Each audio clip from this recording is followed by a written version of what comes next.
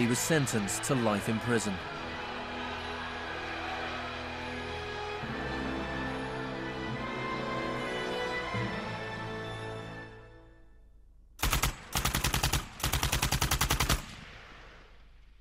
Early experiments in Latin America presented Friedman and his cohorts with a serious ideological problem. Friedman had promised that these policies would not just make the elites richer, but that they would create the freest possible societies, that this was a war against tyranny, that capitalism and freedom went hand in hand. Yet here we see that in the 70s, the only countries putting these ideas into practice were military dictatorships. Nixon had fully supported imposing these types of brutal free market policies in South American dictatorships. But when it came to domestic economic policy in the United States, where Nixon had to worry about getting reelected, it was a very, very different story.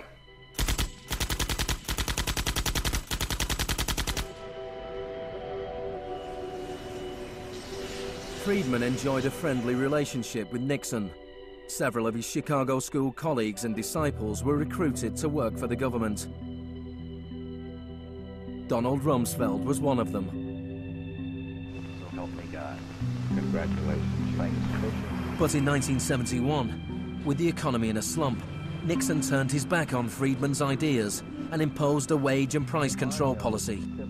He put Rumsfeld in charge. Which is essentially a problem of supply and demand. I have for long been opposed to the wage and price control. I believe it involves government intervention with the freedom of individuals. I think it's intolerable. The Keynesian policy was a success, and Nixon won a second term with a landslide majority. It was a blow for Friedman. Then in 1979, Margaret Thatcher was elected Prime Minister of Britain. Her intellectual guru was Milton Friedman's old mentor, Friedrich von Hayek. And just over a year later, Ronald Reagan was elected President of the United States. Both Britain and America were now ruled by unabashed Freemanites. Margaret Thatcher's program when she came in had 4 planks. Cut government spending, cut tax rates, reduce government ownership and operation of industries or regulation of industry, and have a moderate and stable monetary policy to bring down inflation. Within her first 3 years in office, unemployment doubled in parts of the economy, leading to waves of strikes. Thatcher's personal approval rating slumped to 25%. There were riots in Britain's major cities. Even Margaret Thatcher's admirers had their doubts. The economic performance of the Thatcher government has been mixed.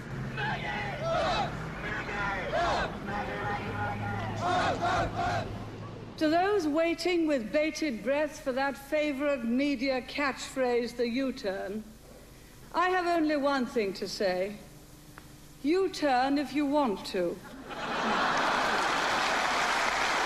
The ladies not for turning. Friedrich von Hayek urged Thatcher to copy Pinochet's economic shock therapy policies. Thatcher replied, "In Britain, with our democratic institutions and with the need for a high degree of consent, some of the measures adopted in Chile are quite unacceptable." Thatcher's profound unpopularity seemed to be proving once again that free market fundamentalism was simply too unpopular, too directly harmful to too many people to survive in a democratic state where governing requires getting the consent of the governed, unlike a military dictatorship.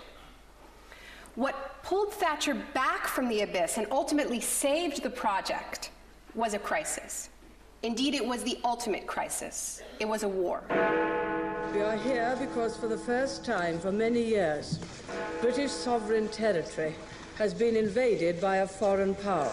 The government has now decided that a large task force will sail as soon as all preparations are complete.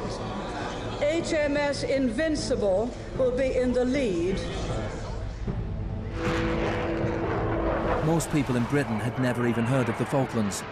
But when Argentina invaded the small group of islands thousands of miles away in the South Atlantic, Thatcher seized her opportunity to prove her credentials as the Iron Lady. Gentlemen, I've just heard that the white flag is flying over Stanley. The war was over in less than 3 months. As the troops returned to Britain, a wave of patriotic celebrations swept the country. Thatcher won the 1983 elections with a massive majority. She could now push through a form of the economic shock therapy witnessed in Chile.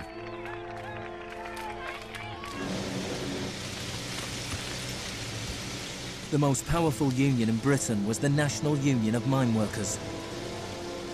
When the National Coal Board tried to close pits down, the miners went on strike.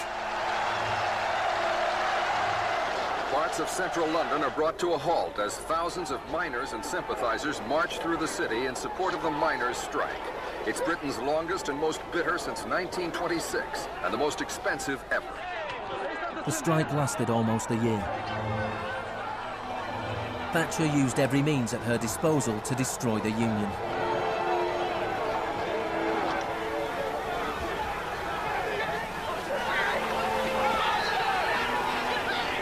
Eventually, the miners were defeated. Thatcher used this victory to bring the Chicago School Revolution to Britain. A series of glossy commercials promoted a massive program of privatizations. Thatcher sold off the steel industry, water, electricity, gas, telephones, airlines, oil. Public housing was sold off. Council services put out to tender. In 1986, financial and banking services were deregulated. It was called the Big Bang. No one here tonight needs reminding that the Big Bang is only a beginning. In Britain, before Thatcher, a CEO earned 10 times as much as the average worker. By 2007, they earned more than 100 times as much.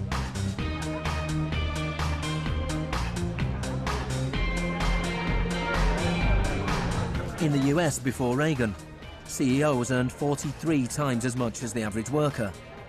By 2005, they earned more than 400 times as much. Friedman openly acknowledged the importance of Thatcher and Reagan in the spreading of Chicago school policies around the world.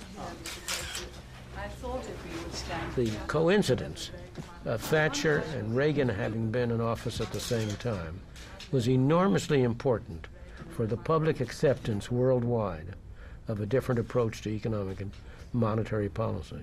Thank you very much. What I'm describing now is a plan and a hope for the long term. The march of freedom and democracy, which will leave Marxism, Leninism on the ash heap of history as it has left other tyrannies which stifle the freedom and muzzle the self-expression of the people.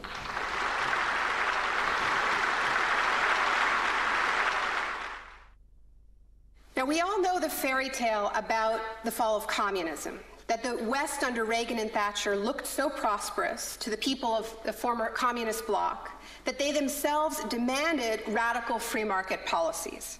Now, this really is a fairy tale.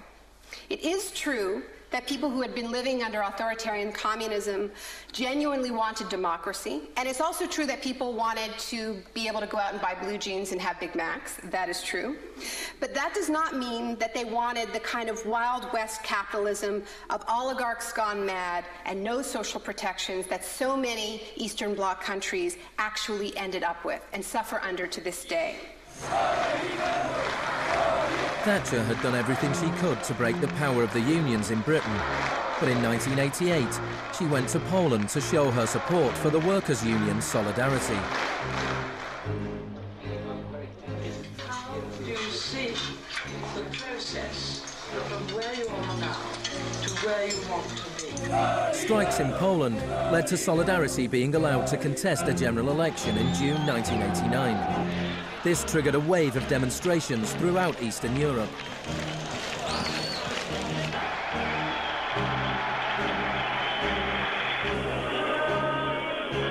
In the past, the Soviet Union had used military force to crush democratic movements. But the Soviet Union had a new type of leader, Mikhail Gorbachev, who was committed to glasnost and perestroika. He talked about a third way, a gradual transition to Scandinavian-style social democracy, something between free market capitalism and communism. Gorbachev charmed the public and politicians of the West. He's a bold, a determined and courageous leader. Gorbachev stood and watched as one by one the old communist regimes collapsed.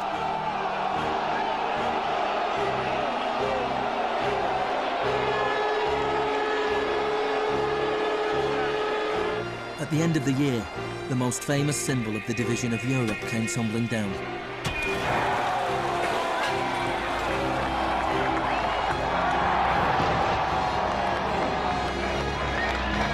For Friedman and the Chicago boys, a whole new world opened up.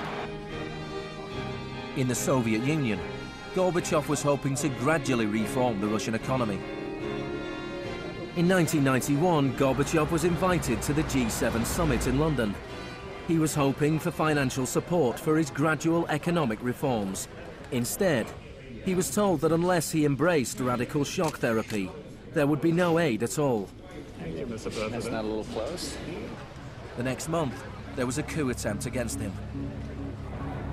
A group of Communist Party hardliners placed Gorbachev under house arrest in his holiday home in the Crimea. Tanks surrounded the White House, the Russian parliament.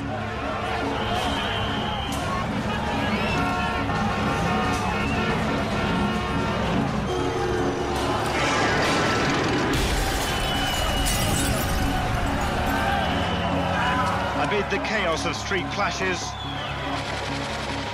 it was obvious that to reinforce their position, the hardliners would have to resort to violence. Such action between the people and the security forces has not been seen since the early days of the Russian Revolution. By dawn this morning, amid a sea of debris, it was becoming clear that the coup was disintegrating. The Russian parliament building was unscathed, the military had not made their move. Inside, Boris Yeltsin was more powerful than ever.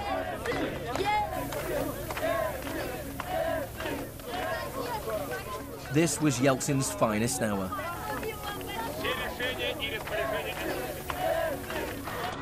Gorbachev was released and he returned to Moscow, but he had lost much of his power.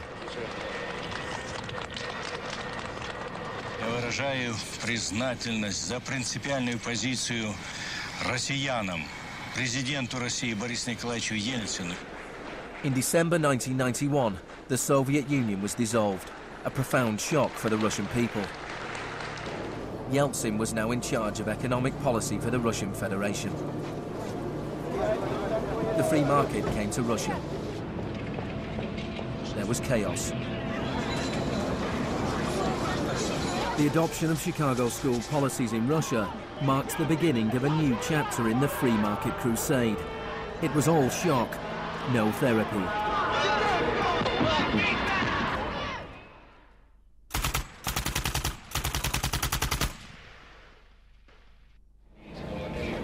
Despite the public efforts to promote popular capitalism, the reality was a small handful of businessmen made vast fortunes. State industries were sold off at bargain basement prices. The Russian press dubbed Yeltsin's advisors the Chicago boys.